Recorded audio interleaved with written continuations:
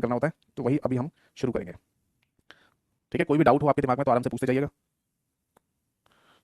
ठीक है साहब, तो शुरू करते हैं। देखो, बेसिकली ये कंप्यूटर सिक्योरिटी यानी कि सुरक्षा वाला जो चैप्टर है, इसमें हमें वायरस, वॉर्म, ट्रोजन, इन सभी के बारे में जानकारी लेनी होती है, क्योंकि अक्सर हम देखते हैं एग्जाम्स में कि इनसे रिलेटेड क्वेश्चन पेपर में पूछ लिया जाता है। ठीक है ना। बट इन सभी को, जैसे वायरस, वॉर्म, ट्रोजन, इन सभी को कलेक्टिवली यानी कि एक साथ क्या कहा जाता है, तो इन सभी को ना एक साथ मालवेयर के नाम से बोल देते हैं। क्या बोलते हैं? मालवेयर के नाम से इसको बोल देते हैं।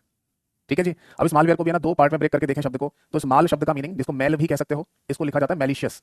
मैलिशियस शब्द का मतलब होता है हार्मफुल, और हार्मफुल शब्द को हिंदी में अगर कहा जाए तो बोला जाता है नुकसानदायक, यानी कि वो चीज जो नुकसानदायक है आपके लिए, तो वो हार्मफुल या मैलिशियस कहलाती है। अब ये जो वेयर शब्द यहाँ लिखा हुआ है, इसका क्या मीनिंग है? इसका सिंपल सा मीनिंग है, या तो ये कोई प्रोग्राम हो सकता है, या फिर ये कोई सॉफ्टवेयर हो सकता है। या तो कोई प्रोग्राम है या फिर कोई सॉफ्टवेयर है। तो मेरी बात ध्यान से सुनिए, कंप्यूटर का कोई प्रोग्राम या कंप्यूटर का कोई सॉफ्टवेयर कंप्यूटर के लिए नुकसानदायक हो गया है, तो ऐसे हम प्रोग्राम को या सॉफ्टवेयर को मालवेयर के नाम से बोल देंगे। एक सिंपल सा डेफिनेशन, सिंपल सा टॉपिक है, एक सिंपल सा शब्द है मालवेयर। इसका सिंपल सा मतलब है कि कोई प्रोग्राम या कोई सॉफ्टवेयर जो कंप्यूटर के लिए ही नुकसानदायक हो गया है, तो हम उसको मालवेयर के नाम से बोल देंगे। ठीक है।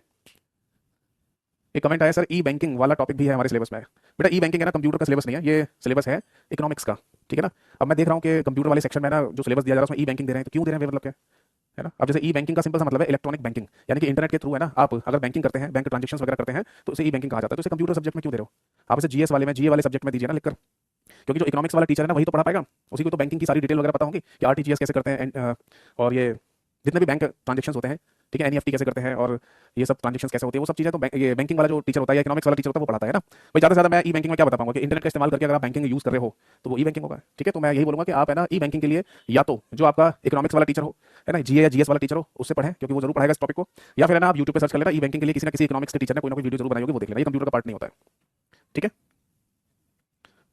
चलिए, तो मैं ये कह रहा था यहाँ पर कि प्रोग्राम या सॉफ्टवेयर की अगर हम बात करते हैं और वो प्रोग्राम या सॉफ्टवेयर कंप्यूटर के लिए नुकसानदायक हो जाए, तो ऐसे प्रोग्राम या सॉफ्टवेयर को मालवेयर के नाम से बोल देंगे। ठीक है। अब बात ये आती है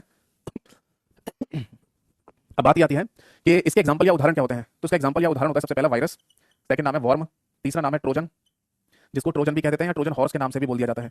इसके अलावा एक और नाम लिख लीजिए, दैट इज लॉजिक बॉम्ब, और इसके अलावा लिख लीजिए ब्लेंडेड थ्रेड्स, ब्लेंडेड थ्रेड्स। ठीक है जी, समझ आ गया सभी को। तो ये जो पांचों नाम आपके सामने लिखे हुए हैं ना, ये मालवेयर के उदाहरण होते हैं, मालवेयर के एग्जांपल हैं। जैसे कई बार क्या होता है ना कि हमारे कंप्यूटर में जब हम कंप्यूटर को स्कैन करते हैं किसी एंटीवायरस से, तो वहां पर है ना साफ साफ लिखा आता है कि ट्रोजन हॉर्स डिटेक्टेड, तो हम बोल के देते हैं हाँ वायरस है हमारे कंप्यूटर में। तो ऐसा नहीं है, ट्रोजन हॉर्स अलग है, वायरस अलग होता है। अगर मान लो लिखा आ जाए कहीं पर कि वॉर्म, तो हम बोले हाँ वायरस है, नहीं, वॉर्म एक वायरस नहीं है, क्योंकि वायरस अलग होता है, वॉर्म अलग होता है। आप ये जरूर कह सकते हैं कि ट्रोजन हॉर्स, वॉर्म या वायरस ये सब मालवेयर होते हैं, ये तो चल जाएगा। बट आप ये नहीं कह सकते कि वॉर्म ही वायरस होता है या वायरस ही ट्रोजन हॉर्स होता है, ऐसा नहीं है, सब अलग अलग है। क्योंकि सब अलग अलग है तो इनकी अलग अलग प्रॉपर्टीज हैं, अलग अलग मीनिंग है, इसलिए इनका नाम अलग अलग रखा गया, वरना तो सबको एक नाम नहीं देते वायरस। बट फिर भी मैं आपको बता दूं कि वायरस जो शब्द है ना वो सबसे ज्यादा पॉपुलर होता है दुनिया में। कंप्यूटर को खराब करने के लिए जो सबसे ज्यादा मालवेयर बनाया गया है वो वायरस ही होता है। ठीक है ना। इसलिए बाकी सब नाम के बारे में ना लोगों को ज्यादा पता नहीं होता, इसलिए सब लोग यही कहते हैं कि हाँ कंप्यूटर में वायरस है। ठीक है, तो ये चीज ध्यान रखना कि मालवेयर के ये सारे एग्जांपल होते हैं। अब बात करते हैं थोड़ा सा इतिहास की, यानी कि हिस्ट्री की। जैसे भाई कहीं ना कहीं से तो ये चीज शुरुआत हुई होगी ना, कहीं ना कहीं से तो ये चीज़ शुरू हुई होगी, मतलब किसी के तो दिमाग में आया ही होगा कि हाँ जी चलो ऐसा है कि कुछ कंप्यूटर को खराब करने जैसी चीज़ें बनाते हैं। क्योंकि देखो कंप्यूटर के केस में ना लोग टेक्नोलॉजी को एडवांस करने की कोशिश करते हैं, चीज़ें बेहतर करने की कोशिश करते हैं, ये बात तो चलो सबको समझ में भी आती है। बट कंप्यूटर को खराब करने की कौन सोचता होगा कि चलो खराब करते हैं। तो देखो पहली बात तो ये समझ लो कि इसकी थोड़ी सी मैं हिस्ट्री बताऊंगा अभी आपको, इसका इतिहास भी बताऊंगा। बाकी देखो मैं यही बोलूंगा आप सभी लोगों को कि ये कंप्यूटर को खराब करने वाले लोग कोई और नहीं होते, आप और हम जैसे लोग होते हैं। और आप और हम जैसे लोगों को जो स्किल्स आती हैं, यानी कि सी, सी प्लस प्लस, जावा या पाइथन जैसी लैंग्वेज पर कमांड होती है, तो यही आप और हम जैसे लोग हैं ना कंप्यूटर के लिए कोई बढ़िया सा सॉफ्टवेयर वगैरह बना के देंगे, इन्हीं सी, सी प्लस प्लस, जावा या पाइथन जैसी लैंग्वेज का इस्तेमाल करके। बट आप और हम जैसे ही लोग हैं ना, जो नेगेटिव दिमाग के लोग हैं, वो लोग हैं ना इन्हीं सी, सी प्लस प्लस, जावा या पाइथन जैसी प्रोग्रामिंग भाषाओं का इस्तेमाल करके मालवेयर बना देते हैं ताकि कंप्यूटर को खराब किया जा सके। अब आप बोलेंगे सर क्यों? देखो सीधी सी बात है, एक एग्जांपल बताता हूं। सपोज दैट के दो व्यक्ति थे और उन दोनों व्यक्ति को मार्शल आर्ट, जूडो, कराटे वगैरह सिखाया गया। ठीक है, दोनों के पास ये स्किल्स हैं। मार्शल आर्ट, जूडो, कराटे को आपने सुना हो तो इन्हें सेल्फ डिफेंस टेक्निक कहा जाता है, यानी अगर आपके ऊपर कोई आक्रमण करता है तब आप अपने सेल्फ डिफेंस में इन टेक्निक्स का इस्तेमाल करके बच सकते हो, है ना। अब सपोज दैट के दो व्यक्ति हैं, एक पॉजिटिव माइंड का, एक नेगेटिव माइंड का। अब ऐसे चल रहा है, ठीक है। अब एक व्यक्ति जैसे टकराया, मतलब सामने से कोई व्यक्ति टकरा गया मेरे से, ठीक है, तो मैंने कहा ठीक है भाई क्यों टकरा रहे हो, वो भी कह रहा है भैया मेरे से सॉरी गलती हो गई, मैं ऐसे निकल रहा था तो टकरा गया आपसे, चलो कोई बात नहीं ठीक है जाओ। वरना मेरे को सेल्फ डिफेंस आता है, वो टकरा रहा है मेरे से तो मैं उसे मार पीट कर सकता हूँ, पर नहीं, पॉजिटिव माइंड है, मैंने देख लिया कि गलती से टकराया, मेरे को मार थोड़ी रहा था वो, तो मैं चला गया। अब दूसरा एग्जांपल, सपोज मैं जा रहा हूँ यहाँ से, सामने से कोई व्यक्ति टकरा गया और मैंने उसे पकड़ा और घूमना शुरू कर दिया उसको कूटना शुरू कर दिया। क्यों? क्योंकि मेरे को मार्शल आर्ट आती है, मेरे अंदर एनर्जी है, बिल्कुल ऊर्जा से भरा पड़ा हुआ था, और आए कोई पट पट मारना शुरू कर दिया। अबे भाई देख तो लो कि तुम अपनी सेल्फ डिफेंस टेक्निक को सही तरीके से इस्तेमाल भी कर रहे हो। वो व्यक्ति सामने वाला कह रहा है भैया मेरे से गलती हो गई, मैं ऐसे आपसे लड़ नहीं रहा, टकरा नहीं रहा, गलती से टकरा गया हूं ना, तू टकराया कैसे, पहले मार खा। मतलब कि आपके अंदर सेल्फ डिफेंस टेक्निक है, आपके अंदर एनर्जी है, आप ज्यादा बलवान हो तो किसी में भी अपनी ताकत दिखाओगे। तो ये आपका नेगेटिव माइंड है कि आप बेमतलब के, जिसे कहते हैं हमारी तरफ अटक लड़ाई लेना, तो वही कर रहे हो आप फिर तो। वही वाली बात समझ लीजिए कि कोई और लोग नहीं है, ये वही प्रोग्रामर्स हैं जिनको सी सी प्लस प्लस जावा या पाइथन जैसी प्रोग्रामिंग लैंग्वेज पर कमांड्स होती हैं, जो प्रोग्राम्स बना लेते हैं, सॉफ्टवेयर बना लेते हैं, बट दिमाग अलग तरीके से चल रहा है, ये चलो कंप्यूटर को खराब करने के लिए कोई चीज बनाएंगे। अब ये दोनों तरीके से हो सकता है, या तो इंडिविजुअल लेवल पर ही किसी के दिमाग में आ जाए चलो मैं ऐसा बनाता हूँ, या फिर किसी कॉन्ट्रैक्ट बेसिस पर भी हो सकता है। मान लो कोई व्यक्ति कोई कंपनी किसी व्यक्ति को हायर करे और कहे तुम ऐसा बना सकते हो उस चीज को खराब करने के लिए, हाँ मैं बना दूंगा, पैसे लूंगा, हाँ ले लो बनाओ चलो, तो ऐसा भी हो सकता है। तो दोनों केसेस है ना हमें देखने को मिल सकते हैं, ठीक है ना। तो ऐसा नहीं दिमाग में रखना है कि वायरस, वॉर्म, ट्रोजन है ना ये कुछ अलग चीजें होती हैं, अलग चीजों से बनाई जाती हैं, ऐसा नहीं है। सी सी प्लस प्लस जावा या पाइथन जैसी प्रोग्रामिंग भाषाओं का इस्तेमाल करके हम कंप्यूटर के जितने भी सॉफ्टवेयर बना रहे हैं, जो हमारा काम पूरा करते हैं, उद्देश्य पूरा करते हैं, उन्हीं प्रोग्रामिंग भाषाओं का इस्तेमाल करके ही यही बनते हैं, ठीक है। तो चलिए थोड़ा सा समझते हैं इसकी हिस्ट्री के बारे में। देखो बात है 1971 की, 1971 की, ठीक। और एक व्यक्ति थे जिनका नाम था बॉब थॉमस, एक व्यक्ति जिनका नाम था बॉब थॉमस, ठीक है। ये व्यक्ति है ना अपने एक कंप्यूटर लैब में वर्क कर रहा था, और उस कंप्यूटर लैब में ना बेसिकली बहुत सारे कंप्यूटर्स थे, और सारे कंप्यूटर एक दूसरे के साथ कनेक्टेड थे, जुड़े हुए थे। तो इस व्यक्ति ने एक प्रोग्राम लिखा, और उस प्रोग्राम का नाम था क्रीपर, CREEPER। क्या लिखा? क्रीपर। और ये क्रीपर नाम का प्रोग्राम है ना, इसने अपने साथी लोगों के जितने भी कंप्यूटर्स थे उनमें डाल दिया, बिना फिजिकल मूवमेंट के, यानी बिना हर कंप्यूटर को ओपन किया या बिना हर कंप्यूटर तक जाए सभी कंप्यूटर्स में ये प्रोग्राम डाल दिया। अब ऐसा कैसे हो सकता है? ऐसा इसलिए हो सकता है क्योंकि सारे के सारे कंप्यूटर जितने भी थे वो सब एक नेटवर्क से कनेक्टेड थे, क्योंकि कंप्यूटर लैब थी और सारे कंप्यूटर एक ही नेटवर्क में कनेक्टेड थे। तो नेटवर्किंग का इस्तेमाल करके आप किसी भी कंप्यूटर में डाटा ट्रांसफर कर सकते हो बिना फिजिकल मूवमेंट के।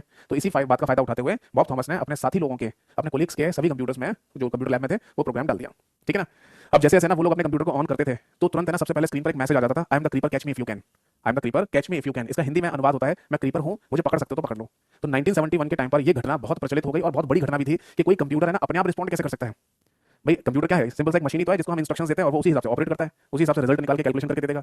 अपने आप से कैसे कोई चीज बन जाएगी कंप्यूटर में? तो उन्होंने ये लगा कि यार ये कैसे हो सकता है कि एक मशीन अपने आप ही ना कोई मैसेज जनरेट कर रहे है ना। आजकल तो बहुत ज्यादा टेक्नोलॉजी एडवांस हो गई, आर्टिफिशियल इंटेलिजेंस आ गया आज के समय पर, कि हमें ना हमें कोई कमांड दें तो उसके व्यापार है ना कंप्यूटर अलग तरीके से रिस्पॉन्ड कर सकता है। आज रोबोट्स वगैरह बनाए जा चुके हैं, है ना, वो सामने की एनवायरमेंट को देखते हुए, सिचुएशंस को देखते हुए खुद डिसीजन ले सकता है। तो चीजें आज के समय बहुत बहुत आगे निकल चुकी हैं, है ना। बट 1971 में ऐसा थोड़ी था, तो उस समय लोग डर गए। इसने क्रीपर नाम का जो ये प्रोग्राम बनाया था बॉब थॉमस ने, इसने कंप्यूटर को कोई खराब नहीं किया था, कोई नुकसान नहीं पहुंचाया था, जैसे मैंने यहाँ लिखा है कि किसी प्रोग्राम के थ्रू है ना कोई नुकसान पहुंच जाए, तो ऐसा कोई नुकसान नहीं पहुंचाया था।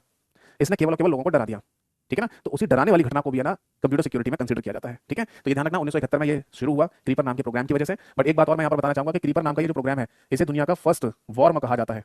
बहुत सारी लोकल राइटर की किताबों में और लोकल राइटर्स की पीडीएफ में ना ये गलत लिखा हुआ है कि क्रीपर है ना दुनिया का सबसे पहला वायरस था, तो ये गलत है, वो वायरस नहीं था, ये वॉर्म था। अब आप बोलेंगे सर वॉर्म में और वायरस में डिफरेंस क्या होता है, वो मैं आगे बताऊंगा आपको। फिलहाल ये लिखिए ना क्रीपर दुनिया का सबसे पहला वॉर्म था, ठीक है। फिर इसके बाद बात आती है 1986 की, यानी कि 1986 की। 1986 में ना दो व्यक्ति थे जिनका नाम था बसित फारूक अलवी, बसित फारूक अलवी एंड अमजद फारूक अलवी, अमजद फारूक अलवी। ये बेसिकली दोनों ब्रदर थे, दोनों भाई थे, और ये अपना एक कंप्यूटर सेंटर चलाते थे, ठीक है। और उस कंप्यूटर सेंटर में ये लोग है ना एक प्रोग्राम लिख रहे थे, अलग सा कोई प्रोग्राम, यानी कि इनको प्रोग्रामिंग लैंग्वेज में बहुत अच्छी कमांड थी, तो ये प्रोग्राम लिख रहे थे। और उस प्रोग्राम का नाम था ब्रेन। ये रहने वाले थे पाकिस्तान के। तो पाकिस्तान में रहने वाले इन दोनों भाइयों ने मिलकर ना एक प्रोग्राम बनाया, और उस प्रोग्राम का नाम रखा इन्होंने ब्रेन, ठीक है जी, ब्रेन। और इस ब्रेन नाम के प्रोग्राम को ना कंसीडर किया गया दुनिया का सबसे पहला वायरस, यानी कि एक ऐसी चीज जिससे कंप्यूटर को कुछ नुकसान पहुंचा हो, कुछ है ना मतलब किसी तरीके से हार्म पहुंचा हो, वो सबसे पहली घटना है ना इसी यहीं से कंसीडर की जाती है ब्रेन नाम के प्रोग्राम की वजह से, ठीक है ना। इसने क्या किया था वो मैं आपको बता देता हूँ। उस समय ना एक्चुअली 1986 की बात है ना, तो उस समय ना डॉस, डिस्क ऑपरेटिंग सिस्टम, जो माइक्रोसॉफ्ट कंपनी का ऑपरेटिंग सिस्टम है, जो कि कैरेक्टर यूजर इंटरफेस का भी ऑपरेटिंग सिस्टम है, तो ये बहुत ज्यादा फेमस था उस समय। तो इन्होंने ना एक प्रोग्राम बनाया, और ये करने के लिए कि हम जो कंप्यूटर की स्क्रीन है, जो डॉस की जो स्क्रीन आती है ब्लैक कलर की, ये सब बातें मैं आपको कंप्यूटर सिक्योरिटी, कंप्यूटर सॉफ्टवेयर वाले चैप्टर में पढ़ा चुका हूँ, ठीक है। तो डॉस की जो स्क्रीन आती है ना, इसको टर्मिनल भी कहते हैं, उसको इन्हें हैंग करना था।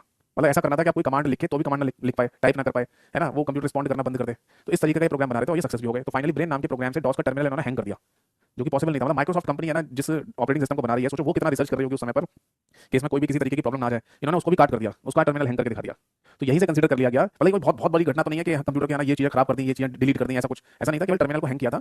तो वो हैंग वाली कंडीशन भी है ना 1986 के समय पर बहुत बड़ी घटना कंसीडर की गई, और मान लिया गया कि दुनिया का सबसे पहला वायरस ब्रेन को ही माना जाए। समझ में आ रही बात? तो ये दो घटनाएं ना आप याद रखिएगा। अब देखो मैं आपको बता दूं कि बहुत सारी लोकल राइटर की किताबों में और लोकल राइटर्स की पीडीएफ में ना ये गड़बड़ दे देते हैं ब्रेन और क्रीपर को लेकर। कहीं पर क्रीपर को वायरस बोल देते हैं। तो ऑफिशियल तरीके से और ऑफिशियल वेबसाइट्स पर या फिर ऑफिशियल स्टैंडर्ड किताबें जो होती हैं उसमें आपको यही देखने को मिलेगा कि क्रीपर दुनिया का सबसे पहला वॉर्म कंसीडर किया जाता है, और ब्रेन को दुनिया का सबसे पहला वायरस मानते हैं, ठीक है ना। तो अगर मान लो ऐसे पूछ लिया जाए कि दुनिया का सबसे पहला मालवेयर कौन सा था, तो फिर वॉर्म आंसर होगा, वो क्रीपर आंसर होगा। क्योंकि अब ये नहीं कह रहा कि वो दुनिया का सबसे पहला वॉर्म या दुनिया का सबसे पहला वायरस, ये नहीं पूछ रहा, वो कह रहा दुनिया का सबसे पहला मालवेयर बताओ। तो फिर है ना हम क्रीपर को बोलेंगे, क्योंकि 1971 में क्रीपर को भी तो कंसीडर किया ही गया है। नोट कर लीजिए, कोई डाउट है तो पूछिए। इज दैट क्लियर और नॉट? ठीक है, अगर आप नोट कर रहे हैं तो बहुत अच्छी बात है। बाकी जैसे कि मैं पहले भी आपको बोल चुका हूं, दोबारा से बोल देता हूं कि अगर आप नोट नहीं करना चाहते हैं तो मेरा जो टेलीग्राम चैनल है कंप्यूटर बाय यतिंदर सर के नाम से, वहां पर आपको कंप्यूटर सिक्योरिटी की कंप्लीट क्लास पीडीएफ मिल जाएगी, बिल्कुल एज इट इज लिखा हुआ। तो उस पीडीएफ फाइल को डाउनलोड करके जैसे आप पढ़ना चाहें वैसे आप रिवीजन कर सकते हैं, पढ़ सकते हैं, ठीक है। अब देखो एक है ना मैंने पीडीएफ फाइल और बनाई हुई है आप लोगों के लिए, ठीक। और उस पीडीएफ फाइल में मैंने क्या किया हुआ, ये पीडीएफ फाइल भी आपको वहीं मिल जाएगी मेरे टेलीग्राम चैनल पर, ठीक है। और इस पीडीएफ फाइल का नाम है famous antivirus, famous antivirus and virus. मतलब दुनिया के सबसे फेमस एंटीवायरस और दुनिया के सबसे फेमस वायरस की एक पीडीएफ फाइल भी मैंने आपको बना के दी है। तो मैं चाहूंगा कि जब भी कभी आपका एग्जाम हो और आप कंप्यूटर सिक्योरिटी वाले चैप्टर को रिवाइज कर रहे हो तो इस वाली पीडीएफ को ना मेरे टेलीग्राम चैनल से डाउनलोड करके जरूर पढ़ें, रिवीजन करें। जैसे एक एक उदाहरण बता देता हूँ कि अगर आज की डेट में ना फेमस एंटीवायरस की बात करेंगे तो फेमस एंटीवायरस में ना देखो कई सारे नाम आ सकते हैं, जरूरी नहीं कि एक ही नाम हम लिखें यहाँ पर और वो सबसे ज्यादा फेमस है, कई सारे हो सकते हैं। जैसे एक एंटीवायरस है ना नॉर्टन के नाम से होता है ना। एक एंटीवायरस है ना क्विक हील के नाम से है, जिसका एड आपने इसमें भी देखा होगा, केबीसी कौन बनेगा करोड़पति में, उसमें भी क्विक हील का एड वगैरह काफी आया था कुछ समय पहले। ठीक है, नॉर्टन एक नाम का एंटीवायरस है, ये भी काफी फेमस है। जैसे अगर आपने ना पेटीएम एप्लीकेशन यूज की है तो पेटीएम की जब ट्रांजेक्शन वगैरह कर रहे होते हैं पेटीएम के थ्रू तो वहाँ नीचे लिखा आता है कि इसे सिक्योर कौन कर रहा है, तो वहाँ नॉर्टन लिखा हुआ भी आता है, यानी कि नॉर्टन के थ्रू है ना एप्लीकेशन को सिक्योर किया जा रहा है। नॉर्टन वैसे तो एंटीवायरस है पर नॉर्टन एक कंपनी भी तो है, तो नॉर्टन कंपनी के द्वारा ही नॉर्टन एंटीवायरस को बनाया गया है। ठीक है, एक और एंटीवायरस है जिसका नाम है कैस्पर स्काई। तो ऐसे ढेरों है ना, ढेरों एंटीवायरस हैं। ठीक है, तो एटलीस्ट है ना आपको कम से कम एंटीवायरस के नाम पता होने चाहिए कि कौन कौन से एंटीवायरस हम यूज कर सकते हैं इन मालवेयर्स को डिटेक्ट करने के लिए। ठीक है, एंटीवायरस है ना बिल्कुल वैसे समझ लो जैसे कोई वैक्सीन होती है। जैसे कोरोना वायरस हमारे शरीर में आया था, ह्यूमन बॉडीज में कोरोना वायरस फैल रहा था, तो उसे रोकने के लिए वैक्सीन बनाई गई ना कोरोना की। तो उसी तरीके से अगर कंप्यूटर में कोई वायरस है तो उसे रोकने के लिए, वायरस से बचाव के लिए एंटीवायरस बनाया जाता है। ठीक है, अब आप बोलेंगे सर जैसे वायरस से बचाव के लिए एंटीवायरस बनता है तो वॉर्म से बचाव के लिए एंटी वॉर्म और ट्रोजन हॉर्स से बचाव के लिए एंटी ट्रोजन हॉर्स बनता है क्या? नहीं। जैसे मैंने पहले बताया ना कि अगर आप मालवेयर के एग्जांपल की बात करें तो ढेरों एग्जांपल हैं, बट सबसे ज्यादा जो एग्जांपल हमें देखने में सुनने को मिलता है वो वायरस ही है ना। इसलिए इनके इन सब के बचाव में एंटीवायरस शब्द ही इस्तेमाल में लाया जाता है। ऐसा नहीं होता anti worm, anti Trojan horse, anti logic bomb, ऐसा नहीं होता है। ठीक है ना, यहाँ भले ही हम अलग अलग नाम ले लें वायरस के अलावा, बट वहाँ पर एंटीवायरस शब्द का ही इस्तेमाल करेंगे। ठीक है ना, अब आगे देखो, अगर है ना हम फेमस है ना वायरस की बात करें, क्योंकि जैसा कि मैंने बताया आपको कि दुनिया में सबसे ज्यादा जो बनाए गए हैं वो है वायरस, तो इसलिए जब भी कभी एग्जाम में क्वेश्चन पूछा जाता है फेमस वायरस के बारे में पूछेंगे, डेफिनेट श्योर है कि आपसे पूछा जाएगा बताओ इनमें से कौन सा वायरस का एक उदाहरण है ना, या इनमें से कौन सा एक मालवेयर है, तो डेफिनेट श्योर है कि वो वायरस का ही नाम आपसे पूछ रहे होंगे। जैसे एक वायरस का नाम है, मैं यहाँ लिख देता हूँ, आई लव यू। जी हाँ, आई लव यू नाम का भी एक वायरस बना था और ये वायरस आया था 2000 में, जब 1999 के बाद जब 2000 सन आई थी तब ये वायरस है ना उस समय बहुत ज्यादा फेमस हो गया था। अभी बीते कुछ समय पहले ना एक वायरस के बारे में पेपर में भी क्वेश्चन पूछा था जिसका नाम था स्टक्सनेट, ये भी काफी फेमस वायरस रहा था अपने समय पर। तो इस तरीके से ना ज्यादा बड़ी वो लिस्ट नहीं है या ज्यादा एग्जांपल नहीं है उसमें, बहुत फेमस गिने चुने एग्जांपल ही मैंने दिए हैं उस पीडीएफ फाइल में जो मैं आपको बता रहा हूँ। तो जब भी आप कंप्यूटर सिक्योरिटी वाले चैप्टर को पढ़ें या रिवाइज करें तो उस पीडीएफ फाइल को जैसे चाहे वैसे आप पढ़ सकते हो। ठीक है ना, उसमें है ना जैसे मान लो शायद 10-15 फेमस एंटीवायरस के नाम है और 10-15 फेमस वायरस के एग्जांपल मैंने वहाँ पर दिए हुए हैं। अब आप बोलेंगे सर आप जैसे बाकी कोई पीडीएफ फाइल स्क्रीन शेयरिंग करके आप दिखा देते हो तो इसको क्यों नहीं दिखा रहे हो? तो एक्चुअली क्या है ना कि मैंने जो अपना कंप्यूटर है ना उसमें विंडोज ऑपरेटिंग सिस्टम को फॉर्मेट किया था, मतलब कि पुरानी वाली जो विंडो ऑपरेटिंग सिस्टम था मेरे कंप्यूटर में पुराना वाला, उसको हटाकर अब एक नए सिरे से विंडो ऑपरेटिंग सिस्टम डाला है, तो ये सारे फीचर्स अभी हट गए हैं उसमें से, तो स्क्रीन शेयरिंग भी नहीं कर पा रहा हूँ मैं। ठीक है, एक दो दिन में उसको ठीक कर लूंगा या आज ही ठीक कर लूंगा, तो इसलिए ये ना डिस्प्ले कैप्चर करके मैं आपको वो पीडीएफ खोल के दिखा नहीं पा रहा हूँ इस समय। आप देख लेना, आपको मिल जाएंगे। समझ आ गया सभी को? चलो, तो अब फाइनली है ना हमारा टास्क ये है कि ये जो virus, worm, Trojan, logic bomb और ब्लेंडेड थ्रेड्स हैं ये होते क्या हैं, इनके बारे में जानकारी लेंगे। ठीक है, एक एक करके मैं सभी के बारे में बताता जाऊंगा, आप नोट कर रहे हैं तो नोट करते जाना, अगर सुन रहे हैं तो सुनते रहिए और डाउट है तो डाउट पूछते रहिए। ठीक है जी, तो चलिए हेडिंग डालिए, दैट इज वायरस। देखो मालवेयर के जितने भी एग्जांपल हैं उनमें केवल और केवल वायरस की ही फुल फॉर्म बनाई गई है, बाकी किसी की कोई फुल फॉर्म नहीं होती। आप बोलेंगे सर वॉर्म लिखा था WORM, उसकी फुल फॉर्म नहीं होती है क्या? तो देखो वॉर्म की वैसे तो कंप्यूटर में एक फुल फॉर्म होती है, क्योंकि आपको ये बात मैंने बताई थी, जो रीड ओनली मेमोरी होती है ना रोम, उसकी प्रॉपर्टी को भी वॉर्म कहते हैं, राइट वंस रीड मैनी, है ना, बट वो चीज अलग है और ये वाला वॉर्म अलग है। तो मालवेयर के जो एग्जांपल में वॉर्म शब्द लिखा होता है उसका कोई फुल फॉर्म नहीं है, उसे केवल वॉर्म कहते हैं। बट कंप्यूटर में जो रीड ओनली मेमोरी लगी होती है उसकी प्रॉपर्टी का नाम भी वॉर्म होता है, जिसकी फुल फॉर्म है राइट वंस रीड मैनी, तो इस बात को याद रखना। तो वायरस की फुल फॉर्म क्या है? तो सबसे पहला पॉइंट आता है वायरस की फुल फॉर्म में, that is vital information, vital information resource under seize, resource under seize. अब इसका मीनिंग क्या है ये समझाता हूं। देखो वाइटल शब्द का मतलब होता है इंपॉर्टेंट, महत्वपूर्ण, इंफॉर्मेशन यानी सूचना, रिसोर्स यानी कि जहां पर वो है वो स्रोत, और अंडर सीज मतलब सीज कर दिया गया, ब्लॉक कर दिया गया है। यानी सपोज है कि आपकी कोई इंपॉर्टेंट डेटा या इंफॉर्मेशन कहीं पर रखी हुई है और उसे ब्लॉक कर दिया जाए, यानी आप उसे यूज ना कर पाए, या तो वो खराब कर दी गई है तो यूज नहीं कर पा रहे, या फिर उसे कंट्रोल कर लिया किसी ने तब आप यूज नहीं कर पा रहे, दोनों केसेस हो सकते हैं। तो अगर ऐसा है तो इस घटना को वायरस कहा जाएगा, vital information resource under siege. Siege का मतलब वैसे ही है जैसे अगर है ना किसी, आपने देखा होगा कि कोई व्यक्ति है जो फ्रॉड वगैरह कर देता है या किसी क्राइम में होता है तो उसके घर को सीज नहीं कर देते, पुलिस वाले आकर उसके घर पे ताला लगा जाएंगे और उस ताले पर एक मोहर लगा जाते हैं कि जब तक है ना गवर्नमेंट से या प्रशासन से या कोर्ट से परमिशन नहीं मिलेगी तो उसको खोल नहीं सकते, वो सीज कर देना। तो वही चीज यहाँ पर भी है, वही शब्द है सीज वाला। ठीक है, दूसरा इंपॉर्टेंट पॉइंट जो यहाँ ये आता है वायरस के केस में वो है सेल्फ रेप्लिकेशन। ये क्या चीज है? देखो सेल्फ रेप्लिकेशन को सिंपल शब्दों में लिखा जाए तो बोल सकते हैं रिप्रोड्यूस इटसेल्फ, यानी कि खुद उत्पन्न होने का गुण। क्या ऐसा हो सकता है कि खुद ब खुद उत्पन्न हो जाए कोई चीज? खुद उत्पन्न होने का गुण। देखो मैं आपको बताता हूँ, जैसे ना इंसानी शरीर की अगर वायरस की हम बात करें, हमारे शरीर में जो वायरस आ जाता है, जैसे कोरोना वायरस की हम बात करें, तो वायरस क्या करता है बेसिकली कि अपनी सेल्स डेवलप करना शुरू कर देता है। जैसे सपोज है कि मेरे हाथ में ना कोई वायरस आ गया, मेरी स्किन पर कोई वायरस आ गया है, तो वायरस क्या करेगा कि अपनी कॉपीज डेवलप करना शुरू कर देता है। ठीक है ना, अपनी कॉपीज डेवलप करना शुरू करने का मतलब कि अपने आप को रेप्लिकेट कर रहा होता है, मतलब अपनी सेल्स, जिसको हिंदी में कोशिकाएं कहते हैं, वो डेवलप कर रहा होता है। और जैसे किसी वायरस की कोशिकाएं बढ़ने लगती हैं तो जो बॉडी की जो कोशिकाएं हैं यानी हमारे शरीर की जो सेल्स हैं उनको डेड करता जाता है, मारता जाता है। तो हमारी बॉडी सेल्स मर रहे होते हैं और वायरस के जो सेल्स हैं वो डेवलप हो रहे होते हैं। तो इसी बात को या इसी घटना को रेप्लिकेशन कहा जाता है, सेल्फ रेप्लिकेशन भी आप इसे बोल सकते हैं, यानी कि वो अपने आप को बढ़ा रहा है। और जब किसी वायरस का रेप्लिकेशन बढ़ रहा होता है हमारे शरीर में तो उसी को एक नाम दिया जाता है, इंग्लिश में इन्फेक्शन और हिंदी में संक्रमण कहा जाता है। तो आपने सुना होगा कि वायरस की वजह से इन्फेक्शन हो गया है, तो इन्फेक्शन होने का मतलब है कि उसने आपके उस बॉडी पार्ट के बॉडी सेल्स को तो मार दिया है, अपने सेल्स डेवलप कर लिया है। ठीक है, तो ये है इंसानी शरीर की बात। अब बात आती है कि किसी कंप्यूटर में ना कोई प्रोग्राम जिसे हम वायरस कह रहे हैं वो अपनी कॉपीज कैसे जनरेट करता होगा, उसमें ऐसा कौन सा प्रॉपर्टी लगा हुआ है कि वो अपनी कॉपीज जनरेट करता है? तो देखो मैं आपको बता दूं, ये सारा खेल प्रोग्रामिंग लैंग्वेज का ही तो है। भाई सी सी प्लस प्लस जावा या पाइथन इन्हीं प्रोग्रामिंग भाषाओं का इस्तेमाल करके ही तो वायरस वॉर्म ये सब बनते हैं। तो बेसिकली इन प्रोग्रामिंग भाषाओं में कॉन्सेप्ट होता है लूप के नाम से, और ये लूप का मतलब होता है कि सपोज है कि किसी एक प्रोग्राम को बनाकर आपने उसे रन कराया और आउटपुट आ गया, ठीक है ना, तो इसी प्रोग्राम को मल्टीपल टाइम्स रन कराने का लूप डाल दो। वैसे जनरली क्या होता है कि किसी प्रोग्राम को जब आप कंप्यूटर में रन कराते हैं तो उससे आउटपुट बन के आ जाता है एक बार, बट अगर किसी प्रोग्राम के अंदर अगर आपने लूप डाल रखा है 100 बार का, तो आपको इस प्रोग्राम को केवल एक ही बार रन कराना पड़ेगा, उसके बाद 99 बार अपने आप चलता रहता है वो प्रोग्राम, और 99 यानी कि पूरे टोटल मिलाकर 100 टाइम्स आउटपुट दे देगा। ये उसी तरीके से समझ लो जैसे वो जनरेटर नहीं होता है, जनरेटर उसका एक हैंडल आपने पकड़ा और उस हैंडल को जनरेटर में फंसाया और ऐसे ऐसे घुमाना शुरू किया और जल्दी से घुमा के उसे निकाल दिया, अब बस वो लूप में फंसा रहेगा। यानी कि जब तक आप फोर्सफुली उस जनरेटर को स्टॉप नहीं करेंगे तब तक वो लूप में रहेगा, घूमता जाएगा घूमता जाएगा घूमता जाएगा। उसको डायनामो जो होता है वो घूमते रहेगा घूमते रहेगा घूमते रहेगा जब तक आप उसे फोर्सफुली स्टॉप ना करें या उसके अंदर से डीजल खत्म ना हो जाए। तो ऐसी प्रोग्रामिंग लैंग्वेज का कॉन्सेप्ट है लूपिंग का, जिसमें आप जितने टाइम्स के लिए लूप लगा देंगे उतनी बार प्रोग्राम चलता रहेगा और आउटपुट बनाता रहेगा। तो इसी घटना को कह रहे हैं सेल्फ रेप्लिकेशन। समझ आ गया सभी को? मोटा मोटा है ना, आप इसे ऐसे भी समझ लो कि आप जितने टाइम्स का लूप डालना चाहें उतने टाइम का डाल सकते हो और उतनी बार आउटपुट बनता रहेगा अपने आप, एक बार प्रोग्राम को रन कराना होता है बस, ठीक है ना। आप इनफाइनाइट टाइम का ना लूप डालना चाहे तो इनफाइनाइट टाइम का लूप डाल दो, वो इनफाइनाइट टाइम तक है ना आउटपुट जनरेट करता रहेगा, रुकेगा नहीं। तो फिर ऐसी कंडीशन में क्या करना पड़ता है, कंप्यूटर को बंद ही करना पड़ जाता है फिर हमको। समझ आ गया? यानी एक ऐसे जनरेटर को स्टार्ट करके हमने छोड़ दिया है जिसमें कोई डीजल वगैरह नहीं डाला जा रहा है, वो कोई सन एनर्जी से सनलाइट से चल रहा है और सन भी है ना हमेशा दिख रहा है, सनलाइट भी आ रही है हमेशा के लिए, तो कभी बंद ही नहीं होगा फिर तो वो, ऐसे समझ लो। तो ये सेल्फ एप्लीकेशन शब्द ध्यान रखना वायरस के केस में। और लास्ट जो पॉइंट है वो है ह्यूमन इंटरेक्शन, ठीक है ना, या ऐसा लिख लो कि जो वायरसेस होते हैं ना वो किसके द्वारा फैलाए जाते हैं, वो बाय ह्यूमन, ठीक है। या फिर अगर थोड़ा सही स्टेटमेंट बनाया जाए तो ऐसे लिख सकते हैं, ऐसे लिख सकते हैं, it can not be spread out, ऐसे लिख लो, it can not be spread out without human interaction.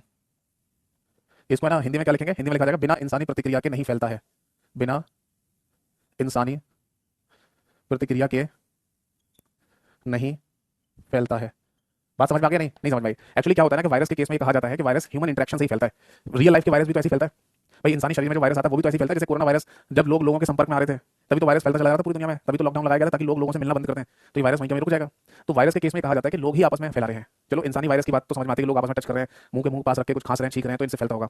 But computer का वायरस इंसान कैसे फैला रहा है? देखो एक्चुअली क्या होता है, जैसे आपके पास कोई पेन ड्राइव है, मेमोरी कार्ड है ना, या कोई भी स्टोरेज डिवाइस है जिसमें जिसको आपने अपने कंप्यूटर में लगाया और आपके कंप्यूटर में वायरस है, तो वायरस वाली जो फाइल है ना वो अगर किसी दूसरे आपके कंप्यूटर की फाइल के साथ अगर अटैच हो गई है, तो और ये वाली जो फाइल है वो आप पेन ड्राइव में डालना चाह रहे हो, तो फाइल पेन ड्राइव में जा रही है ना, उसके साथ वायरस भी पेन ड्राइव में आ जाता है। फिर आप इस पेन ड्राइव को किसी दूसरे कंप्यूटर में लगा दोगे फाइल को कॉपी पेस्ट करने के लिए, तो दूसरे कंप्यूटर में वायरस वाली फाइल चली जाएगी उसी फाइल के साथ। तो इस तरीके से कंप्यूटर टू कंप्यूटर इंसान ही फैला रहा है कंप्यूटर वायरस को, ठीक है ना। बट आज की डेट में ना इंसान जैसे वैसे तो है ना, जब भी कभी थ्योरेटिकल क्वेश्चन बनाया जाए तो उसमें यही लिखा हुआ है कि इंसानी प्रतिक्रिया के द्वारा ही कंप्यूटर वायरस फैलते हैं, ये बात दिमाग में रखनी है। पर आज की डेट में चूंकि टेक्नोलॉजिकल एडवांसमेंट बहुत होता जा रहा है ना, टेक्नोलॉजी बढ़ रही है, इंटरनेट बहुत कॉमन हो गया है, तो आज की डेट में अगर ये कहा जाए कि कंप्यूटर में सबसे ज्यादा जो वायरस वगैरह आते हैं वो किसके थ्रू आते हैं, वो इंटरनेट के थ्रू आते हैं। आप इंटरनेट आज की डेट में बहुत कॉमनली यूज कर रहे हैं, है ना, बहुत इजीली इस्तेमाल में इंटरनेट को यूज में लाया जाता है। इंटरनेट का रिचार्ज हो गया, इंटरनेट अवेलेबिलिटी हो गया, बहुत ईजी हो गया आज की डेट में। तो आज की डेट में ना कोई भी फाइल ट्रांसफर करने के लिए पेन ड्राइव मेमोरी कार्ड इनका यूज नहीं कर रहा, सब कह रहे हैं भाई मेरे को फाइल सेंड कर दियो, व्हाट्सएप से सेंड कर दियो, ईमेल कर दियो, इंटरनेट से भेज दियो, ऐसे होता है ना। तो आज की डेट में ये वायरस बॉम्ब वगैरह फैल रहे हैं, बट इंटरनेट इनका सबसे कॉमन साधन है आज की डेट में, इस बात को ध्यान रखना। बट जो थ्योरेटिकल पॉइंट्स हैं वो तो हमें याद रखने पड़ेंगे। तो वायरस के केस में ध्यान रखना कि इन्हें कौन फैलाता है, इंसान फैलाता है। चलो अब आगे देखो, इसके बाद है ना अगला एक और नाम है दैट इज वॉर्म, ठीक है। इसका अपना कोई फुल फॉर्म नहीं है।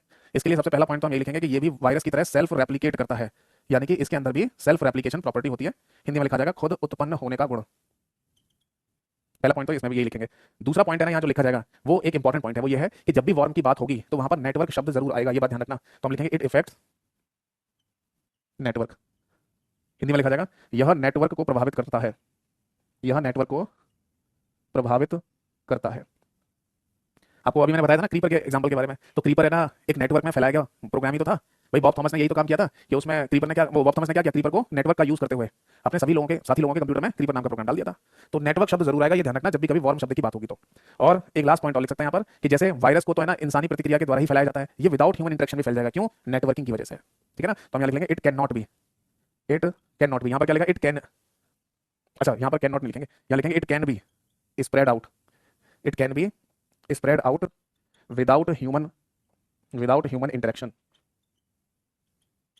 इंटरेक्शन शब्द की जगह ना आप एक्शन लिखिए, विदाउट ह्यूमन एक्शन या ह्यूमन एक्शन, ह्यूमन एक्शन ये लिख लो।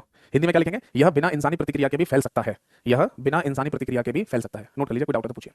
एक कमेंट आया sir computer to mobile phone जा सकता है वायरस?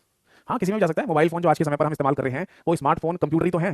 मोबाइल फोन कहते हो, स्मार्टफोन कहते हो, वो भी तो कंप्यूटर ही तो होता है। हमारे स्मार्टफोन के अंदर रैम रोम सीपीयू सब तो लगा हुआ है जैसे कंप्यूटर में लगा होता है। बट एक बात ध्यान रखिए कि जो स्मार्टफोन है ना आज की डेट में, उनमें है ना बहुत ज़्यादा वायरस इफेक्टेड नहीं है, वो बहुत ज़्यादा वायरस इफेक्टेड नहीं है, क्योंकि देखो कंप्यूटर है ना, मैं आपको इसका रीजन भी बताता हूँ। एक्चुअली क्या होता है कि कंप्यूटर वायरस इफेक्टेड क्यों ज्यादा कहा जाता है, और स्मार्टफोन के केस में आपने ये चीज नहीं सुनी होगी कभी। आपने हमेशा ये तो सुना होगा कि कंप्यूटर इस्तेमाल कर रहे हो तो एक एंटीवायरस डाल के रखो कंप्यूटर को वायरस से बचाने के लिए, मालवेयर से बचाने के लिए। बट कभी आपने स्मार्टफोन के केस में नहीं सुना होगा कि स्मार्टफोन में भी एक एंटीवायरस डाल के रखो उसको इंटरनेट मालवेयर वगैरह से बचाने के लिए। सुना है कभी? नहीं सुना होगा ना, और ना ही आपने डाला होगा। तो एक्चुअली क्या है ना, ये डिपेंड करता है एनवायरमेंट के ऊपर भी। एक्चुअली क्या है कि पूरे दुनिया में सबसे ज्यादा जो ऑपरेटिंग सिस्टम इस्तेमाल में लाया जाता है कंप्यूटर में, वो है विंडोज ऑपरेटिंग सिस्टम। अगर आज की डेट में पूरी दुनिया में अगर 100 कंप्यूटर चल रहे हैं तो उनमें 82%, 82%, 85% तक मान लो विंडोज ऑपरेटिंग सिस्टम ही होता है ना। विंडोज ऑपरेटिंग सिस्टम, चाहे विंडोज का कोई भी आप इस्तेमाल कर रहे हो वर्जन, कोई भी वर्जन हो, चाहे विंडोज 7 हो, विंडो 8, विंडो 10, विंडो 11, कोई भी हो, बट आप विंडोज ऑपरेटिंग सिस्टम इस्तेमाल कर रहे हो, इस बात की गारंटी है। ये परसेंटेज कुछ समय पहले तक तो और ज्यादा होता था, यानी कि 100 कंप्यूटर अगर चल रहे हैं पूरी दुनिया में, 95% कंप्यूटर में ना विंडोज ऑपरेटिंग सिस्टम ही होता था।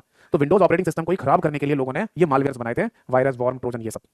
और आज भी ऐसे होता है। इसलिए कहा जाता है कि अगर आप अपने कंप्यूटर को सुरक्षित रखना चाहते हैं तो एक एंटीवायरस डाल के रखिए। तो कंप्यूटर को कह रहे हैं ना, वो इन शॉर्ट ये भी कह सकते हैं कि आपके कंप्यूटर में जो विंडोज ऑपरेटिंग सिस्टम है उसे सिक्योर रखने के लिए आप एक एंटीवायरस डाल के रखो। समझ में आई बात है? नहीं? तो ये पॉइंट है ना, आप ध्यान रखिएगा। अच्छा, अब आ जाते हैं स्मार्टफोन के केस में। स्मार्टफोन में जो आज की डेट में सबसे ज्यादा एक ऑपरेटिंग सिस्टम इस्तेमाल में लाया जाता है वो है एंड्रॉइड। बोलते हैं एंड्रॉइड फोन है, तो एंड्रॉइड बेसिकली एक ऑपरेटिंग सिस्टम है स्मार्टफोन का, जैसे विंडोज ऑपरेटिंग सिस्टम है कंप्यूटर का। तो एंड्रॉइड ऑपरेटिंग सिस्टम का जो एनवायरमेंट है ना, उसमें ये वायरस का कोई खेल नहीं है, वो इफेक्ट नहीं करता। यानी अगर कोई कंप्यूटर का वायरस है और वो अगर स्मार्टफोन के अंदर आ जाए तो वो स्मार्टफोन को कोई डैमेज नहीं कर पाएगा, वो नॉर्मली एक फाइल के रूप में रहेगा बस, जिसको आप डिलीट करना चाहें डिलीट कर दो, यूं ही डिलीट हो जाएगा। समझे नहीं? बताइए। ये उसी तरीके से समझ लो एनवायरमेंट, मतलब जैसे कोई व्यक्ति है हमारे हिंदी भाषा वाले एनवायरमेंट में आता है और हमसे ना गाली गलौज कर रहा है, उल्टी सीधी बातें कर रहा है, हमसे उल्टी सीधी बातें कर रहा है हिंदी भाषा में, तो हमें बुरा भी लगेगा और हम उसकी प्रतिक्रिया भी देंगे क्योंकि हमारे सेम एनवायरमेंट में। और सपोज दैट कि हम हिंदी बेल्ट के एनवायरमेंट में हैं और हमारे सामने कोई रशियन भाषा में गाली गलौज कर रहा है, तो देता रहे भैया, हमें कौन सी समझ में आ रही है। अगर वो हमारे घर में भी आ जाएगा और हमें घर में रहकर भी हमारी गाली दे रहा हो तो हमें कौन सी समझ में आ रही है रशियन भाषा, देता रहे भैया। बहुत ज्यादा लगेगा कि ये व्यक्ति गड़बड़ सी कर रहा है, चल भी चल जा, बाहर बाहर भगा देंगे। तो इसीलिए ना ये जो मालवेयर बनाए जाते हैं ये एनवायरमेंट स्पेसिफिक होते हैं, मतलब ऑपरेटिंग सिस्टम के हिसाब से बनाए जाते हैं। तो ज्यादातर ये जो वायरस, वॉर्म, ट्रोजन बने हुए हैं ये कंप्यूटर में जो विंडोज ऑपरेटिंग सिस्टम है उसको खराब करने के लिए बनाया गया। क्यों? क्योंकि वही सबसे ज्यादा यूज हो रहा है पूरी दुनिया में। ठीक है ना? तो आप ये कहना चाहें कि किसी कंप्यूटर से स्मार्टफोन में कोई वायरस जा सकता है, तो जा सकता है, बट वो वायरस है ना स्मार्टफोन को खराब करे ऐसा जरूरी नहीं है। ठीक है? क्योंकि स्मार्टफोन में वायरसेस का अभी तक बहुत बड़ा केस हमें देखने को मिला नहीं है कि कोई वायरस बन गया हो स्मार्टफोन को खराब कर रहा हो। हाँ, अगर आप एक एक्स्ट्रा सिक्योरिटी रखना चाहें अपने स्मार्टफोन में, जैसे कि आप अपने स्मार्टफोन से बहुत ज्यादा ट्रांजेक्शंस वगैरह करते हो, पैसे का लेन देन फोन से बहुत ज्यादा होता है आपका, तो उस केस में ना किसी एंटीवायरस का आप इस्तेमाल कर सकते हैं अपने फोन में जो फोन की भी सिक्योरिटी प्रोवाइड कर रहा हो किसी भी तरीके से। क्योंकि आजकल एंटीवायरस कंपनियां क्या कर रही है ना, उनको पता चल गया कि लोग कंप्यूटर से ज्यादा स्मार्टफोन इस्तेमाल कर रहे हैं, तो वो स्मार्टफोन के लिए फीचर्स बना रहे हैं।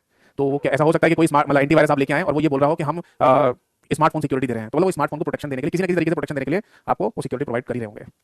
वरना मैं मेरे से अगर आप पूछेंगे ना कि सर हमारे पास स्मार्टफोन है तो कोई एंटीवायरस डालने की जरूरत है, तो नहीं, मत डालो, कोई दिक्कत नहीं है। बस हाँ, इतना ध्यान रखना कि अनाप शनाप जो बेमतलब की एप्लीकेशंस होती हैं उनको डाउनलोड मत किया करो, कि कोई भी एप्लीकेशन का नाम पता चले डाउनलोड कर ली, इंस्टॉल कर ली, तो ऐसा हो सकता है कि वो एप्लीकेशन आपके स्मार्टफोन का डेटा लीक कर रही हो, डेटा चुरा रही हो, बस इतना हो सकता है।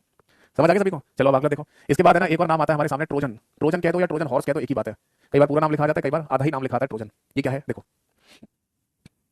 अभिनव जी ने लिखा जय हो, आपकी भी जय हो। चलो इसे समझते हैं। देखो ट्रोजन हॉर्स में, चलो ट्रोजन कोई नाम होगा, जैसे वॉर्म नाम था, वायरस नाम था, ऐसे ट्रोजन होगा। ये हॉर्स शब्द क्यों है, घोड़ा का नाम क्यों लिखा हुआ है यहाँ पर? तो इसके पीछे ना एक स्टोरी है, यूनानी स्टोरी, ग्रीक स्टोरी है ना। तो आपने कई बार इतिहास की घटनाओं में यूनानी स्टोरी, ग्रीक स्टोरी सब सुना होगा, पढ़ा होगा। ऐसी ग्रीक स्टोरी है जिसके ऊपर हॉलीवुड की एक मूवी भी बनी हुई है, ट्रॉय। जो एंजेलिना जोली का पति नहीं है, ब्रैड पिट, वो उसमें लीड रोल में है। अगर आपने शायद देखी हो, कितने लोगों ने देखी, एक बार कमेंट सेक्शन में बताओ। TROY, ट्रॉय नाम से मूवी है हॉलीवुड की। उस मूवी में बेसिकली है ना इसी का ही ऐसा ही जिक्र है वहाँ पर। मैं समझाता हूँ, ऐसा ही जिक्र है वहाँ पर। मैं समझाता हूँ क्या है वहाँ पर। एक्चुअली पता है ट्रॉय एक किला था, जैसे हमारे रानी लक्ष्मीबाई का किला है, तो इस तरीके से ट्रॉय एक किला था यूनान में। और वहाँ पर है ना उस किले को मतलब जीत पाना बहुत मुश्किल था, यानी कि वो प्रोटेक्शन इतनी हाई थी वहाँ पर, और जो ट्रॉय के सेना थी वो इतनी ज्यादा एक्सपर्ट थी कि वो उनको हरा पाना मुश्किल था। तो एक सेना वहाँ पर आती है। अब सेना क्यों आती है, इन्वेड करने यानी आक्रमण करने ट्रॉय के किले पर, वो एक मूवी देखेंगे तो पता चलेगा उसमें क्या कोई लव एंगल टाइप का दिखाया गया है। ठीक है ना? तो कहानी बनाई गई होगी, कहानी बनाने के लिए लव एंगल दिखा दिया, नहीं तो रियल में शायद ऐसा ना हुआ हो। और रियल में ट्रॉय वो रियल बेस स्टोरी है, ऐसा नहीं कि मूवी बनाने के लिए ट्रॉय किला ऐसा बता दिया गया, रियल में स्टोरी है। तो बेसिकली वो ट्रॉय का जो किला था वो इतना मजबूत बताया गया है उसमें कि उसको तोड़ मतलब उसको जीत पाना है ना वो मुश्किल था। तो जो इन्वेडर्स आते हैं यानी आक्रमणकारी, वो कई दिन तक लड़ाई लड़ते हैं, पर उन्हें लग जाता है कि हम जीत नहीं पाएंगे, हमारी सेना खत्म हो जाएगी, हमारे हथियार खत्म हो जाएंगे और हम जीत नहीं पाएंगे इनसे। तो एक कहावत है ना, एक कहावत बोली जाती है कि अगर सीधी पुलिस ना निकल रहा हो तो उंगली टेढ़ी कर लेनी चाहिए। तो वैसे ही उन लोगों ने सोचा कि हम सीधे सीधे तो जीत नहीं पाएंगे, तो यहाँ पर स्ट्रेटेजिक प्लान बनाकर जीत सकते हैं। तो उन्होंने क्या किया, उन्होंने ये पता लगाया कि ये ट्रॉय निवासी जो है वो किस चीज में ज्यादा बिलीव करते हैं, तो जो क्योंकि जो जिस चीज में ज्यादा विश्वास करता है उसी के नाम पर धोखा दे सकते हैं, है नहीं भाई। मैं कोई मेरी बात को अदरवाइज मत लीजिएगा, मैं ऐसे एग्जांपल के लिए बता रहा हूं यहाँ पर। जैसे आजकल लोग है ना स्पिरिचुअलिटी में बहुत ज्यादा बिलीव करते हैं, अंधभक्ति करते हैं, और उस अंधभक्ति की वजह से ना लोग, सामने वाला व्यक्ति है ना उसको मतलब आपको ठग सकता है। एक अंधभक्ति दिखा रहे हो, आप सोच ही नहीं रहे हो कि क्या हो रहा है, क्या चल रहा है, आप है ना बिलीव किए जा रहे हो, तब उस कंडीशन में हो सकता है कि आपके साथ कोई फ्रॉड हो रहा हो, आपके साथ दुर्घटना घटित हो रही हो, है ना। तो उन्होंने ना जो इन्वेडर्स ने आक्रमणकारी थे उन्होंने पता लगाया कि भाई ये ट्रॉय वाले किस चीज में ज्यादा बिलीव करते हैं, तो उन्होंने पता लगाया गॉड में बहुत ज्यादा बिलीव करते हैं, भगवान में। तो उन्होंने देखा कि भगवान का कोई सिंबल है, हाँ एक घोड़ा एक सिंबल होता था। जैसे हमारे मतलब हिंदू धर्म की हम बात करें तो हिंदू धर्म में बहुत सारे सिंबल्स होते हैं ना। जैसे एग्जांपल की बात करो तो चूहा, माउस भी तो एक सिंबल होता है। आप बोले चूहा कौन सा सिंबल होता है? अरे गणेश जी की सवारी तो चूहा ही है। तो जब गणेश जी की पूजा की जा रही होती है, गणेश भगवान की पूजा की जा रही होती है, तो चूहे को भी रिस्पेक्ट मिलती है, क्योंकि तब ऐसा बोला जाता है मूसक की सवारी गणेश जी करते हैं ना, तो हमारी रिस्पेक्ट मिल जाएगी। बट चूहा अगर नॉर्मली हमारे घर में आ जाए तो वो झाड़ू झाड़ू से पिटेगा या उसे मार देंगे, फेंक देंगे, या फिर उसे ना जो किया जाता है पिछला जिसे कहते हैं उसे पकड़ के बाहर फेंकेंगे, फिर उसे कोई रिस्पेक्ट नहीं मिलती। यानी चूहा जब गणेश जी के साथ है तो उसे भरपूर रिस्पेक्ट मिलेगी। बट अगर वो जैसे गणेश जी से लगा तो वो एक नुकसानदायक है, हमारे घर में नुकसान पहुंचा, मारो फेंको। ठीक है, चलिए वो सब एक अलग एंगल है। ठीक है चलो मैं मुद्दे की बात वापस लौट के आता हूँ। तो मुद्दे की बात यहाँ पर यह है कि जैसे कि जो जानवर वगैरह हैं या जैसे ना माता रानी की अगर बात करें, ठीक है, तो माता रानी की जो सवारी है वो क्या है, वो शेर है। तो इस तरीके से ना जानवरों को गॉड से मैच करते हुए या गॉड के साथ रिप्रेजेंट किया जाता है। हिंदू धर्म में बहुत सारे जानवर ऐसे हैं जो भगवान के साथ नाम उनका लिया जाता है, ठीक है। तो ऐसे हम लोग ट्रॉय वाले भी है ना, अपने जो गॉड वगैरह थे उनके साथ है ना, ये जो जानवर थे उनको भी मतलब मानते थे। तो ऐसे ना घोड़ा उनका बहुत पूजनीय था एक तरीके से, ठीक है ना। तो ये भी हो सकता है उस समय पे लड़ाइयां जो लड़ी जाती थी घोड़े का इस्तेमाल बहुत करते थे। तो ये भी एक रीजन हो सकता है कि घोड़े को एक है ना एक भगवान के रूप में ही देखा जाता हो, ऐसा था कुछ। तो फाइनली ना जो इन्वेडर्स यानी आक्रमणकारी थे ना, उन्होंने बड़ा सा लकड़ी का घोड़ा बनाया और घोड़े के अंदर इतना बड़ा घोड़ा बनाया था उन्होंने कि उसके अंदर आदमी भर दिए सिपाही अपने, और फाइनली अपनी सेना को वहां से हटा दिया। यानी सामने ट्रॉय वालों को ये लगे कि वो सेना गायब हो गई। अब जैसे ही ना वो लोग निकल के आते हैं अपने ट्रॉय से, मतलब किले से बाहर निकल के आते हैं, राजा राजा का बेटा और पादरी पादरी मतलब प्रीस्ट पुजारी, तीन लोग निकल गए। उन्होंने ये देखा कि ये क्या छोड़ के घोड़ा सा और बाकी सेना कहां चली गई। तो सब ये कहते हैं कि सेना डर के भाग गई। तो ये क्या है घोड़ा, उन्होंने बोला कि हमें गिफ्ट देके गए हैं, शायद कोई गिफ्ट है ये, क्योंकि हम घोड़े को भी भगवान के रूप में लेते हैं, तो ये हमें गिफ्ट देके चले गए। तो वहां जो राजा का बेटा दिखाया ना, उसने तुरंत बोला कि हमें कोई मतलब नहीं है, ये किसी का भी क्या है, इसे जला दो, खत्म कर दो। तुरंत प्रीस्ट यानी पुजारी कहता है कि ना ना ना ना ना, ये भगवान का प्रतीक है। पंडित जी ने बोला कि ये भगवान का प्रतीक है, इसे नुकसान पहुंचा देना वरना आपका पूरा राज्य तबाह हो जाएगा। और राजा उनकी बातों में आ जाता है और फाइनली बोलता है कि ये भगवान का प्रतीक है, तो इसे हमारे किले में जगह मिलनी चाहिए, इसे ले चलो अंदर और इसकी आगे फर्दर प्रोसेस जो भी होगा वो शुरू करेंगे। जश्न का माहौल था, जीत की खुशी थी, सब लोग अपने मजे में थे, नशे में थे कि युद्ध जीत लिया गया है। और फाइनली जब रात होती है, सब लोग बेहोश पड़े होते हैं, उस समय उस घोड़े को तोड़कर जो एक्सपर्ट सिपाही थे वो बाहर निकलते हैं और कत्लेआम शुरू कर देते हैं। ट्रॉय किले का दरवाजा खोल दिया जाता है और जो सेना छुपी होती है उसे इशारा कर दिया जाता है कि किले का दरवाजा खोलिए, आक्रमण कर दो, और इस तरीके से ट्रॉय किले को जीत लिया जाता है। तो ये वो कहानी हमें मूवी में देखने को मिली। तो उसमें घोड़े को है ना एक मेन पॉइंट बनाकर है ना वो कहानी बनाई गई है एक तरीके से, युद्ध का जीता जाना उसी वही बेस था, है ना। तो कुछ कुछ वही कॉन्सेप्ट है ना हमें यहाँ पर देखने को मिला एक प्रोग्राम में। प्रोग्राम के अंदर भी ऐसे कुछ फीचर देखने को मिल रहे थे, तो इसलिए इसका नाम रख दिया ट्रोजन हॉर्स। जैसे समझाता हूँ, सबसे पहला जो पॉइंट है वो है यहाँ पर नॉन सेल्फ रेप्लिकेशन। मतलब कि ये जो प्रोग्राम है ना, ये जो ट्रोजन हॉर्स नाम का जो प्रोग्राम है ना, ये वायरस और वॉर्म की तरह रेप्लिकेट नहीं करता है, ये नॉन रेप्लिकेशन प्रोग्राम कहा जाता है। ऐसे लिख लो, नॉन रेप्लिकेशन, ठीक है, यानी कि रेप्लिकेट नहीं करता। ये आएगा, इसको जितना खराब करना है खराब करेगा कंप्यूटर को, देन स्टॉप। तो इसलिए हम बोलते हैं नॉन सेल्फ रेप्लिकेशन, या ऐसे लिख लो नॉन सेल्फ रेप्लिकेट प्रोग्राम, ठीक है। हिंदी में लिखना है, हिंदी में लिख लो, अपने आप को खुद उत्पन्न करने का गुण इसमें नहीं होता है।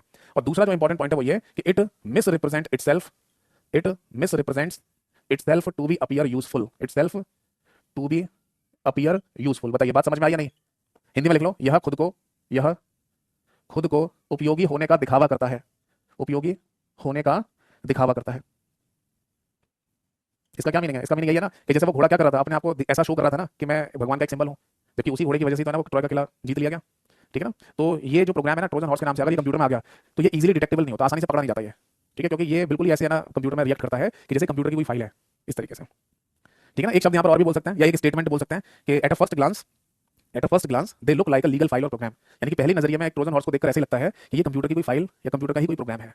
तो ये लिखना चाहें तो ये भी लिख सकते हैं, ठीक है ना। तो ये दोनों अगर प्रॉपर्टी अगर आपको कहीं किसी क्वेश्चन में लिखी हुई मिल जाए कि एक ऐसा प्रोग्राम जो रेप्लिकेट नहीं करता है और अपने आप को मिस रिप्रेजेंट करता है अपीयर मतलब यूजफुल होने को दिखाने के लिए, तो फिर वो ट्रोजन हॉर्स की ही बात चल रही होगी। It misrepresent itself to be appear useful. इसके बाद अगला एक और नाम आता है, वो है लॉजिक बॉम्ब। ये क्या है जी, देखो बॉम्ब का मतलब होता है बम, और बम को जानबूझकर किसी के ऊपर मारा जाता है ताकि उसको नुकसान पहुंचाया जा सके, बट एक लॉजिक के साथ, और ये लॉजिक टाइम हो सकता है, इसलिए नाम दिया जा सकता है, या इसका एग्जांपल हो सकता है टाइम बॉम्ब। पुरानी जितनी भी मूवीज हुआ करती थी उसमें ये सीन बहुत ज्यादा देखने को मिलता था कि जब क्लाइमैक्स चल रहा होता था किसी मूवी का, पिक्चर का, तो लास्ट में ऐसे दिखाते थे कि लड़ाई हो रही है गुंडों और हीरो के बीच में, और वहां जो गुंडे का साम्राज्य है, जो विलन है उसका साम्राज्य, उसे तबाह करने के लिए एक टाइम बॉम्ब टाइप का लगा दिया, टाइमर लगा दिया उसमें से, और हीरो लड़ाई लड़ने के बाद फिर वहां से भागेगा, और फिर जैसे टाइम पूरा होगा धड़ाम वो बम फट जाता था और वो पूरी बिल्डिंग पूरा साम्राज्य वो सब डिस्ट्रॉय हो जाता था, विलन यानी गुंडे का, ऐसे दिखाते थे। तो बेसिकली है ना कुछ कुछ ऐसे ही हमें देखने को मिला कंप्यूटर में, यानी कि एक प्रोग्राम कंप्यूटर के अंदर आएगा और वो आते ही रिएक्ट नहीं करेगा, वो किसी कंडीशन का वेट करेगा, और जैसे वो कंडीशन फुलफिल होगी देन वो एक्टिवेट होकर कंप्यूटर को खराब कर देगा। जैसे उदाहरण के लिए मैं बताता हूं आपको कि मान लीजिए किसी ने कोई प्रोग्राम लिखा और आज तारीख कितनी है, 6 मार्च है। अब ये प्रोग्राम है ना मान लो लिखकर किसी ने किसी दूसरे कंप्यूटर के कंप्यूटर में डाल दिया। जैसे मैंने एक प्रोग्राम लिखा और मैं अपने कोई व्यक्ति है जिससे मेरे को जलन है, चिड़न है, और मैं चाहता हूं उसका कंप्यूटर भी खराब हो जाए, या उसका कंप्यूटर खराब करना चाहता हूं जानबूझ के, तो मैंने प्रोग्राम लिखकर इंटरनेट की मदद से या कैसे भी उसके कंप्यूटर में प्रोग्राम डाल दिया। अब चूंकि आज मैं ये काम कर रहा हूं तो ऐसा हो सकता है उस व्यक्ति को भी पता हो कि ये कुछ ऐसी चीज बना रहा है, लिख रहा है, और उसी समय उसका कंप्यूटर खराब हो जाए तो उसे शक हो जाएगा कि हाँ मैंने शायद किया हो कुछ। तो मैं ये प्रोग्राम लिखकर उसके कंप्यूटर में डाल दूं और मान लो 2 दिन तक ये प्रोग्राम एक्टिवेट ही नहीं होगा, केवल कंप्यूटर में डला रहेगा। एक तरीके से वो टाइम को काउंट कर रहा होगा, जैसे ही ना 2 दिन पूरे होंगे तब वो प्रोग्राम एक्टिवेट होगा और कंप्यूटर को खराब कर देगा। तो इसका सिंपल सा मतलब ये होगा कि कोई कंडीशन को मैच कर रहा है वो, और कंडीशन के मिलने की वजह से ही या कंडीशन को मिलने के बाद ही वो एक्टिवेट होकर कंप्यूटर को खराब करे, तो ऐसे प्रोग्राम्स को हम लॉजिक बॉम्ब के नाम से बोलते हैं। बीते अभी कुछ समय पहले स्टेट गवर्नमेंट एग्जाम हुआ, वहां पर भी क्वेश्चन पूछा गया था लॉजिक बॉम्ब का। लैंग्वेज वही थी सेम कि कंडीशन पर बेस्ड है ना, अगर किसी प्रोग्राम को कंप्यूटर को खराब करने के लिए बनाया गया है तो ऐसे प्रोग्राम्स को क्या कहा जाता है, तो आंसर था, या ऐसे मालवेयर को क्या कहा जाता है, तो आंसर था लॉजिक बॉम्ब। लिख लो इस बात को, ऐसे लिख लीजिए, intentionally inserted into a security system, ठीक है। सिक्योरिटी सिस्टम का मतलब कोई कंप्यूटर सिस्टम भी हो सकता है यहाँ पर, है ना, सुरक्षा प्रणाली लिख लो, कंप्यूटर प्रणाली लिख लो। तो intentionally inserted into a security system, ठीक है, intentionally inserted into a security system that will set off after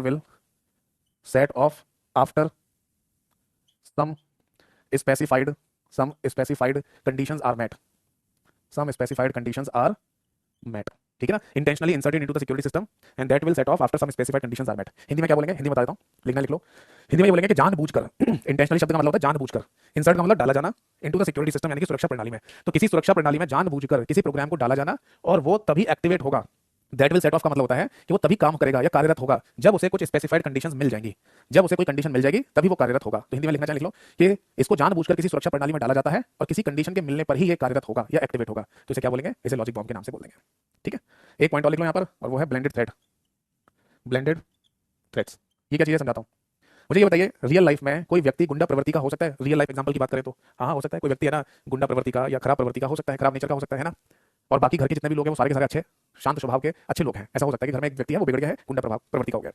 क्या ऐसा हो सकता है कि पूरी गुंडों की फैमिली हो? हाँ ऐसा भी हो सकता है कि किसी फैमिली में सारे के सारे गुंडे भरे पड़े। तो वो जो गुंडों की फैमिली है ना, वो है ये ब्लेंडेड थ्रेट। यानी बेसिकली ये किसी सर्वर कंप्यूटर को या फिर ये किसी वेबसाइट को कहा जा रहा होता है जहां पर इन मालवेयर की भरमार होती है। अभी तक जो हमने 4 एग्जांपल देखे, वायरस, बॉम्ब, ट्रोजन और लॉजिक बॉम्ब, ये इंडिविजुअल थे। बट ब्लेंडेड थ्रेट किसी सर्वर कंप्यूटर या फिर वेबसाइट को कहा जा रहा होता है ना, जिस पर भरमार होती है इन मालवेयर की। ठीक है, जैसे आप कोई वेबसाइट खोल रहे हैं, उस पर यहाँ क्लिक किया तो एक वायरस है, यहाँ क्लिक किया तो ट्रोजन हॉर्स है, यहाँ क्लिक किया तो लॉजिक बॉम्ब है, इस तरीके से। तो हम यहाँ पर ये लिख सकते हैं कि it works as a virus. यानी कि जो जैसे वायरस वगैरह काम करते हैं उसी तरीके से ही है, बट नॉट सिंगल।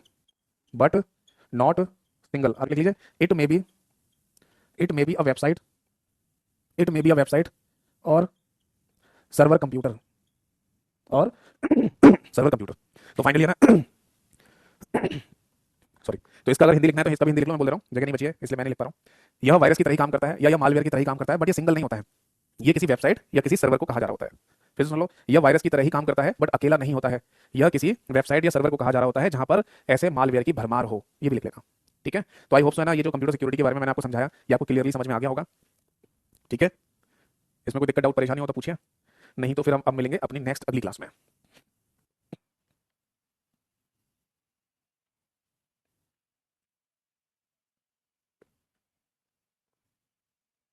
कोई डाउट हो तो पूछिए।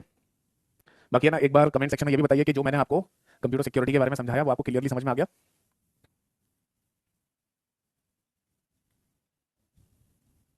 ठीक है, लॉजिक बॉम्ब के बारे में बताई दिया मैंने।